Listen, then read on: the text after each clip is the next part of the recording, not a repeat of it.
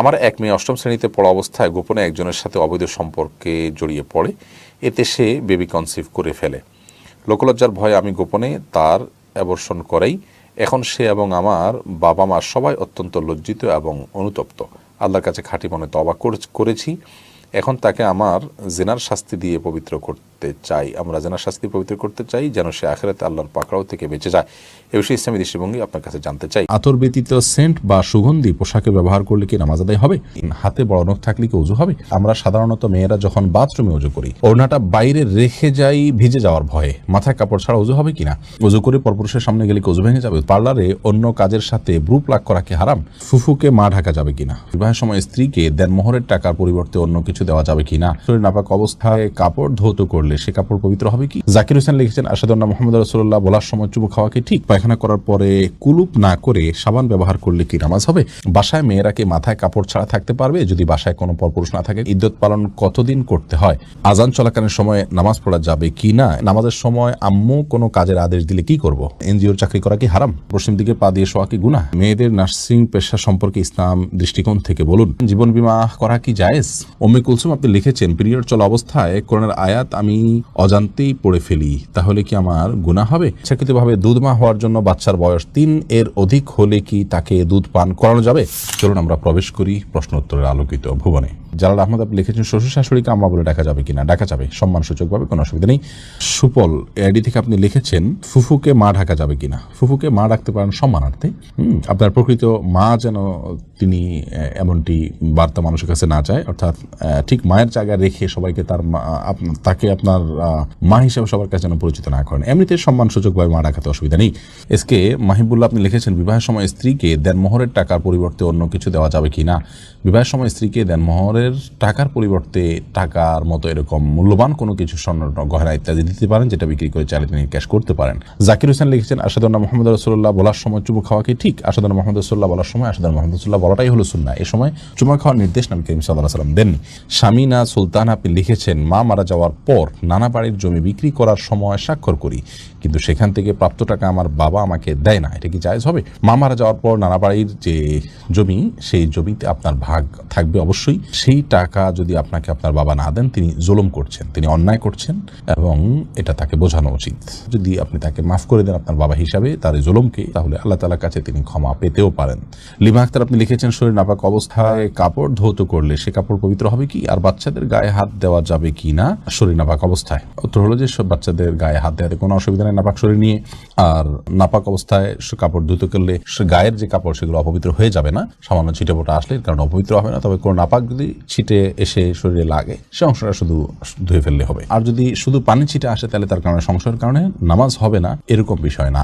এরপরে শাহিদা ইসলাম শেলি আপনি লিখেছেন, পায়খানা করার পরে কুলুপ না করে সাবান ব্যবহার করলে কি নামাজ হবে? টয়লেট ব্যবহার করার পর যদি আপনি কুলুপ না করে সাবান ব্যবহার করেন, তার মানে হাত পরিচ্ছন্ন করার জন্য, তাতে নামাজ হবে, নামাজ না হওয়ার কোনো কারণ নেই। তবে আপনার নাপাক থেকে নিজেকে ভালোভাবে পরিচ্ছন্ন করতে হবে।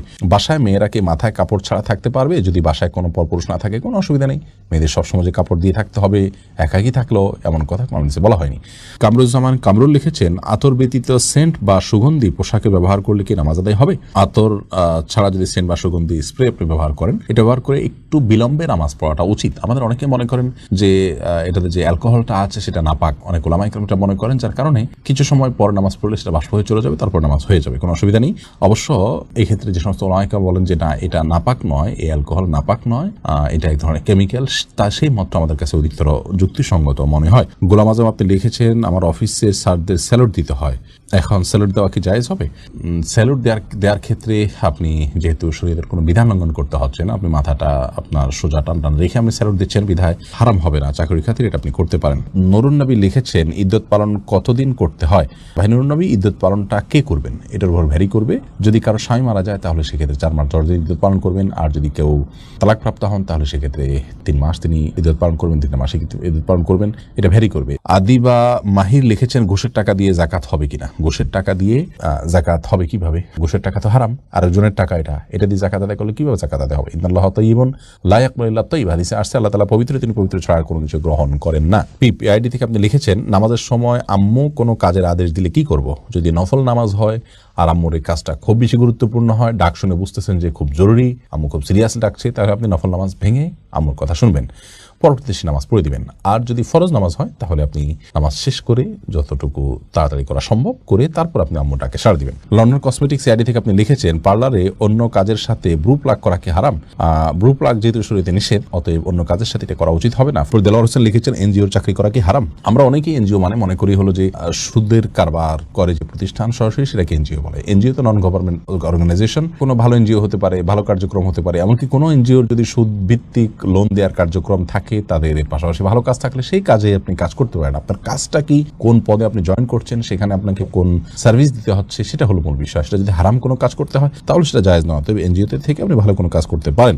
আজান চলাকালীন সময় নামাজ পড়া যাবে কি না, এমডি আলাউদ্দিন আপনি প্রশ্ন করেছেন। আজান চলাকালীন সময় সালাত পড়া যেতে পারে, আজান চলাকালীন সময় যে নামাজ পড়া যাবে না এমন কোনো কথা কোরআনে কোথাও বলা হয়নি। তবে হ্যাঁ, আপনি যদি জানেন যে এখনই আজান শুরু হবে, তাহলে আজানের জবাব দেওয়া সুন্নত, সেজন্য শেষ সুন্নতটা পালন করে তারপর আপনি সালাত পড়বেন। কুয়াশাবাজার শহরে আইডি থেকে আপনি লিখেছেন, পশ্চিম দিকে পা দিয়ে শোয়া কি গুনাহ? কোনো হাদিসের সরাসরি নিষেধ নাই, কিন্তু আমাদের এই অঞ্চলে কারোর দিকে পাও দেওয়া, সম্মানজনক কোনো ব্যক্তির দিকে পাও যাওয়াটাকে অসম্মানজনক মনে করা হয়। সেজন্য আল্লাহর শেয়ার তথা কেবলার প্রতি শ্রদ্ধা রেখে যদি পা না দেওয়া হয় সেটা প্রশংসনীয়, কিন্তু কোন হাদিসের সরাসরি নিষেধ নেই কেবলার দিকে পা দেওয়ার ব্যাপারে। থুতু ফেলতে নিষেধ করা আছে। সৌদিতে আমরা রাতে কাজ করি, দিনে নামাজ কাজা হলে গুনাহ হবে কি? মাকসুদুর রহমান লিখেছেন, যেখানে আপনাকে নামাজ পড়তে সুযোগ দেওয়া হয় না সেখানে কাজ করা আপনার জন্য জায়েজ নয়। বিকল্প কাজের সন্ধান করবেন এবং অন্য কোথাও আপনি কাজ করার চেষ্টা করবেন। আপনার সালাত নষ্ট হয়ে গেলে সেক্ষেত্রে একজন ইমানদারের কাছে এর চাইতে গুরুত্বপূর্ণ জিনিস আর কিছু না যে সালাত। সেই সালাত নষ্ট হয়ে গেলে সে কাজ কেন করবেন আপনি? স্বামী চাকরি না করতে দিলে আমি কি চাকরি করতে পারবো? এটা লিখেছেন হলো এক বোন সোয়াতিনুর হেমা এআইডি থেকে লিখেছেন, স্বামী চাকরি করতে না দিলে আপনি কেন চাকরি করবেন? স্বামী যদি আপনার ভরণ পোষণের দায়িত্ব নেয় সেক্ষেত্রে আপনার জন্য বাহিরে যাওয়া জায়েজ নয়। আশিক মাহবুব আপনি লিখেছেন, বিয়ের পর নতুন বউকে বর্তমানে যেভাবে বরণ করা হয় সে সম্পর্কে কিছু বলুন। আমাদের সামাজিক কালচারের অংশ হিসেবে যদি নতুন বউকে কোনো সংস্কৃতি বা কোনো কৃষির মাধ্যমে বরণ করে নেওয়া হয় তাহলে সেক্ষেত্রে কোরআন হাদিসের কোনো নিষেধাজ্ঞা লঙ্ঘন করা হবে না, কারণ কোরআন হাদিসে এ ব্যাপারে কোনো সরাসরি নিষেধাজ্ঞা নেই। অতএব এটি করতে গিয়ে যদি কোনো গান বাজনা বা কোনো হারাম কিছু করা না হয় জায়েজ আছে। শারমিন সুলতানা আপনি লিখেছেন, অজু করে পরপুরুষের সামনে গেলে কি অজু ভেঙে যাবে? উত্তর না। মিম ইসলাম লিখেছেন, পর্দা করে কি ফেসবুকে ছবি দেওয়া যাবে? না, পর্দা করে ফেসবুকে ছবি দিবেন না। ফেসবুকে আপনার পর্দা করে ছবি দিলেও আপনার শরীরের কোনো না কোনো অংশ যদি প্রকাশ পায়, কপাল, হাত ইত্যাদি, এগুলো নিয়ে মানুষ বাজে চিন্তা করবে। হ্যাঁ, আপনার ফেসবুকে ছবি দেওয়া হয় আইডেন্টিফিকেশনের জন্য। এখনো পর্যন্ত ফেসবুক যেহেতু এটা বাধ্য করেনি সকলের জন্য, অতএব আপনি অন্য কোনো প্রোফাইল পিকচার ইউজ করবেন, বিশেষ করে অন্য কোনো পুরুষ আপনাকে নিজের বাজে চিন্তা করতে না পারে সেই প্রয়োজন আপনি এটা করা উচিত। খাদিজা আফরিন মিতু আপনি লিখেছেন, মেয়েদের নার্সিং পেশা সম্পর্কে ইসলাম দৃষ্টিকোণ থেকে বলুন। মেয়েদেরকে নার্সিং পেশায় যাওয়া জায়েজ নয় এবং এটা অনুচিত কাজ। আজকের এই যে সভ্যতা, এই সভ্যতা যারা গড়ে তুলেছে তারা নারীকে পর্যায়ন করছে, এজন্য এই সমস্ত ক্ষেত্রে মেয়েদেরকে ব্যবহার করছে। একজন নারী তিনি পরপুরুষকে সেবা দিবেন এবং হাসপাতালে তিনি তাদেরকে সেবা দিতে গিয়ে তার যে একটা আত্মসম্মান আছে সেটাকে তিনি কিন্তু বিকিয়ে দিচ্ছেন এই সামান্য কিছু পয়সার জন্য। এটা একজন আত্মসম্মান বোধ সম্পন্ন মুসলিম নারীর জন্য জায়েজ নয়। বিধায় এই বিষয়গুলো থেকে আমরা যথাসম্ভব বেঁচে থাকবো এবং আমরা এগুলো করব না। আল্লাহ তাআলা আমাদেরকে হেফাজত করুন। এরপরে শাহনওয়াজ হোসেন লিখেছেন, জীবন বীমা করা কি জায়েজ? বেশিরভাগ বীমা প্রতিষ্ঠানগুলোই শরিয়া লঙ্ঘন করে এবং বীমার যতগুলো ফরম্যাট আছে সবগুলো প্রায় কাছাকাছি। এই বিষয়ে হাটহাজারী মাদ্রাসার মুফতি কাফেতুল্লাহ সাহেব হাফিজাহুল্লাহ তিনি ভিন্ন এবং বিকল্প ফরম্যাটের অনেক প্রস্তাবনা দিয়েছেন। সেগুলোর উপর আমল বাংলাদেশে বা প্র্যাকটিস আছে কিনা আমাদের জানা নেই। উম্মে কুলসুম আপনি লিখেছেন, পিরিয়ড চলা অবস্থায় কোরআনের আয়াত আমি অজান্তেই পড়ে ফেলি, তাহলে কি আমার গুনাহ হবে? পিরিয়ড চলা অবস্থায় কোরআনে কারীম তেলাওয়াত করবেন না মা বোনরা, এই মতটি জমহুর উলামা ইকরামের। যদিও ইবনে তাইমিয়া, বিন বাজ রাহিমাহুল্লাহ সহ অনেক উলামা ইকরাম এটিকে অনুমোদন দিয়েছেন, তারা জায়েজ মনে করেন। অনুমোদন দিয়েছেন বলতে তারা জায়েজ মনে করেন কোরআন হাদিসের আলোকে, এবং রাসূল আকরাম সাল্লাল্লাহু আলাইহি ওয়াসাল্লাম থেকে সুস্পষ্টভাবে জন্য কোনো নিষেধাজ্ঞা নেই, সেজন্য তারা এটাকে জায়েজ মনে করেন।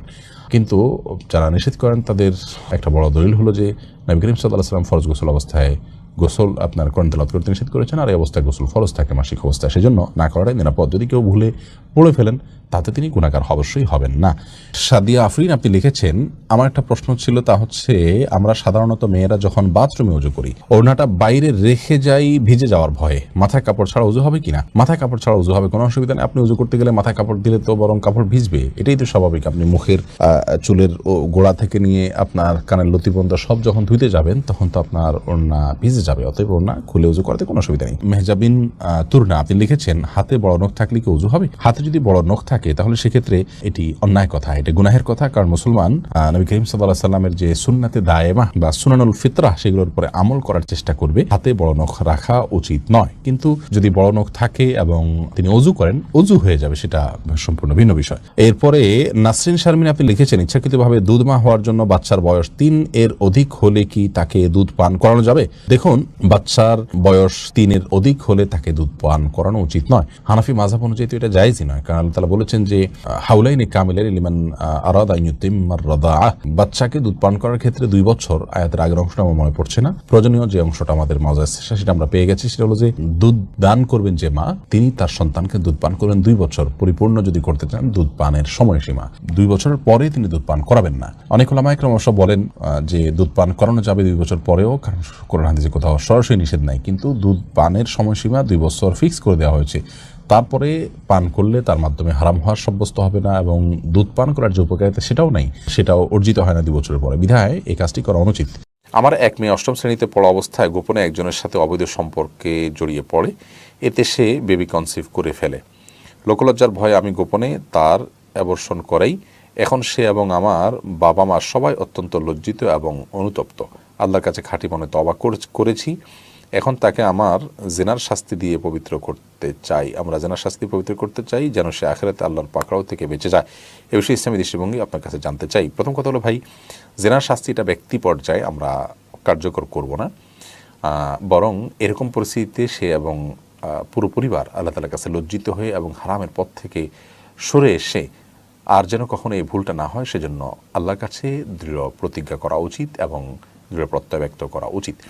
তওবা নাসুহা যেটাকে বলা হয়, খাঁটি তওবা, সেটা আমাদের করা উচিত এবং আল্লাহ তাআলা ক্ষমাশীল, ইনশাআল্লাহ তাআলা ক্ষমা করবেন। এবং এই যে আপনার পরিস্থিতি তৈরি হলো, এটি কী কারণে তৈরি হলো, কোন জায়গায় তৈরি হলো, তাকে কী ধরনের প্রতিষ্ঠানে দেওয়া হলো, কিভাবে সে অন্য ছেলেদের সাথে যোগাযোগ করে বিপথে চলে গেছে, সেই যে লাইফস্টাইল সেটার ব্যাপারে আমাদের সংশোধনী আনতে হবে এবং ভবিষ্যতে যেন এরকম ভুল না হয় সেজন্য তাকে উপযুক্ত শিক্ষা প্রতিষ্ঠানে দিতে হবে এবং গভীর মনিটরিংয়ে রাখতে হবে এবং সুন্দর পরিবেশ তাকে দিতে হবে।